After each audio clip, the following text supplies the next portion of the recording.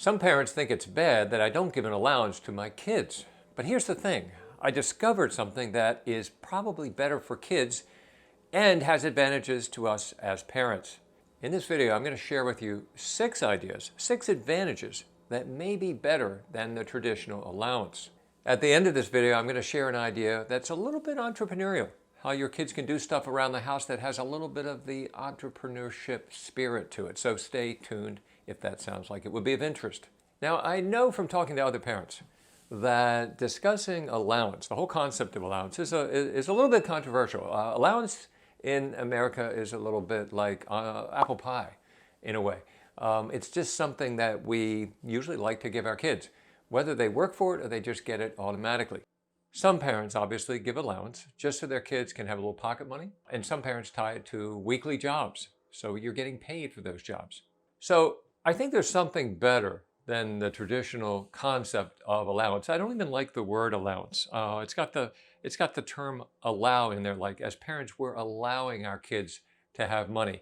I like earning much better. Now, when some parents tie this to work, clearly I think that's a better concept, but we know as parents that it doesn't always work out perfectly. You frequently will get into a situation where you have a list of jobs. You're compensating your kids with their allowance, in theory, for these jobs, but they don't always get done on time. They don't always get done right. That creates more work for us. And that's one thing that we really don't need. We don't need more work. We don't need more things to monitor. This basically teaches kids that they don't have to do anything to earn money if you have this type of situation. That's really not a real world type of scenario to get our kids acquainted with at an early age. People don't make money just from doing nothing. So simply put, here's what we did as an alternative. I just simply said to my kids from an early age, hey, if you need money for something, anything, just come to us and say, hey, I need some money. Are there some jobs I can do around the house? For example, hey mom, I have a sleepover tonight and I need some money for pizza. What jobs can I do around the house today for money? Kind of has a nice ring to it, doesn't it? Your child is coming to you saying, I want to work around the house. What jobs can you give me? I like being on that side of the equation. And let's face it, there's no shortage of jobs. You can clean the bath. You can mow the grass. You can wash the dog. The list is pretty much endless. We can come up with something very, very easily. So as I start to discuss this idea, if you have a different viewpoint of this, feel free to comment below. I'd like to hear your ideas and your thoughts. Let's start off with the number one good thing, and this is a benefit for kids. I like the fact that this asking for jobs to do is an active process. It's an action-oriented thing that they do. They're actually coming to us saying, I need money, I need a job, I'll do good work, pay me. That is reflective of the real world. Even when they're young, it's setting up that dynamic. I also like the way they have to make it happen. We're not coming to them saying, hey, can you do this? Can you do that? Can you do this? They're coming to us saying, I'm willing to do this because I have a need. I need some money. Give me a job to do. And this does tend to create over time a certain mindset in our children. And you might think, well, my kids are very young. They're only 7 or 8 years old. Why would they need to even have this mindset at this point? Why do we even need to set this up? Well, the thing is, kids, when they're pretty young, start to get their first work, don't they? At 12 and 13, a lot of kids are babysitting, or they might be out there mowing the grass. So understanding this basic concept, need money, I'll do a job, I'll get paid for it, is a good thing to get rolling and kind of lay the foundation for at an early age. The second advantage to this idea is something also for kids. It teaches them a little bit about pricing. So if they're going to be doing jobs sort of ad hoc around the house, there's going to be a price associated with that. They're going to get paid something.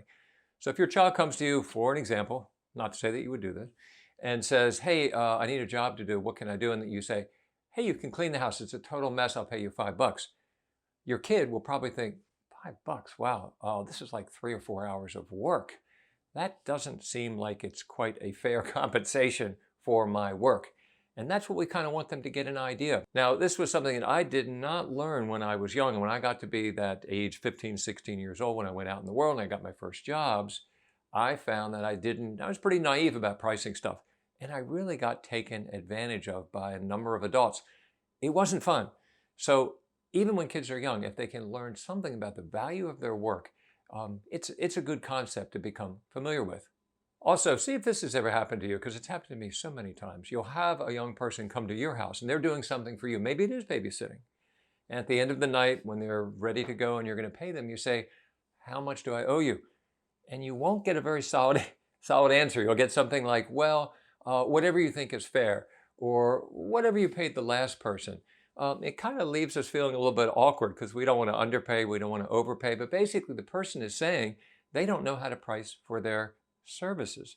How much more confident it sounds when a babysitter will say something to you like, I charge $15 an hour. They know what they're worth. They know what the market is. So learning a few things like this at an early age does have advantages. The third benefit, also for kids, is that it teaches them something about negotiation, just the basic concept of negotiation. So in this last example, in which a parent is offering to pay their child $5 to clean the whole house, one would hope that that child kind of gives a little pushback, says, you know, that's just not a fair price. I could do it for $15, but $5, for 4 hours of work, that's just too low. That also can teach an early benefit. It shows children that prices aren't always fixed. If you give a little gentle and appropriate pushback, sometimes you might get a little bit more, or you might get a lot more. This is just another thing that our kids can learn by working through this type of process. Now, I do have to bang on some parents a little bit, and I do this in some of the videos. I've known a number of parents that like the idea of paying their kids on the cheap.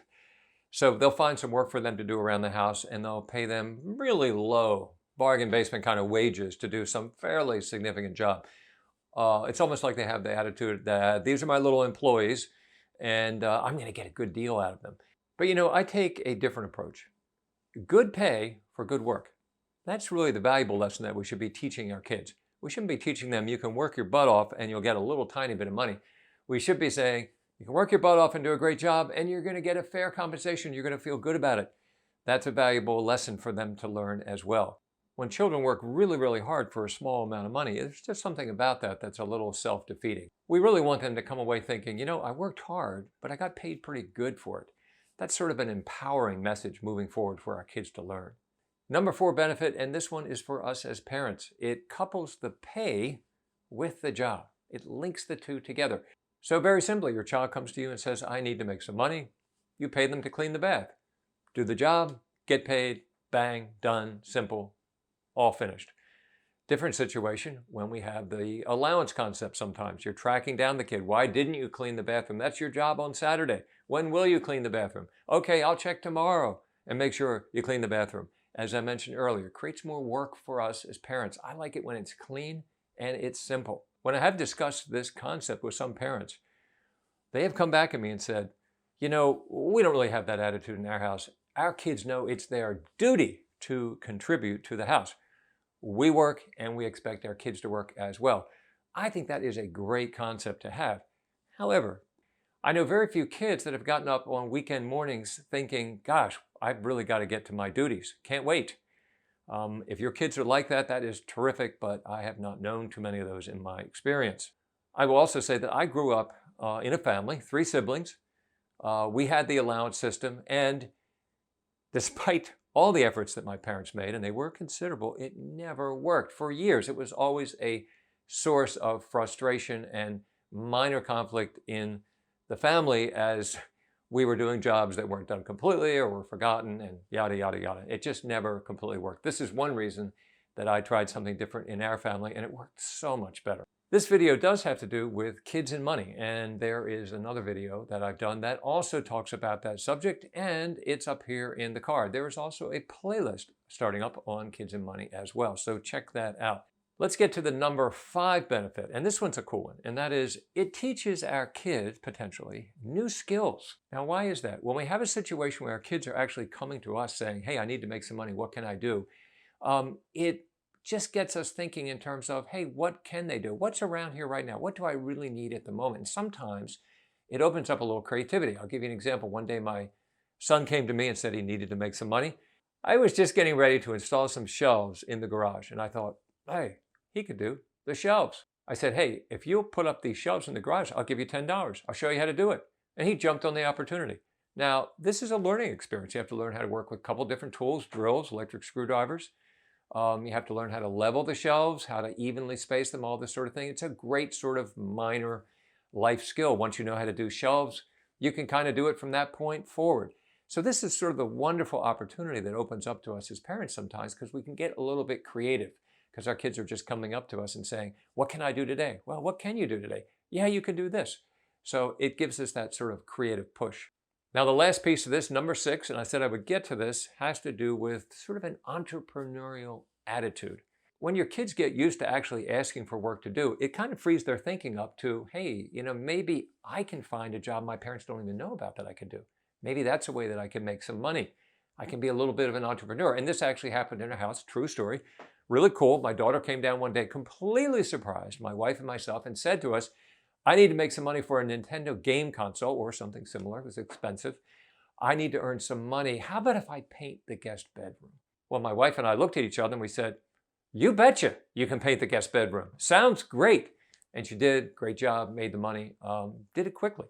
So this worked out so great that I decided to put together a video on kids painting a bedroom.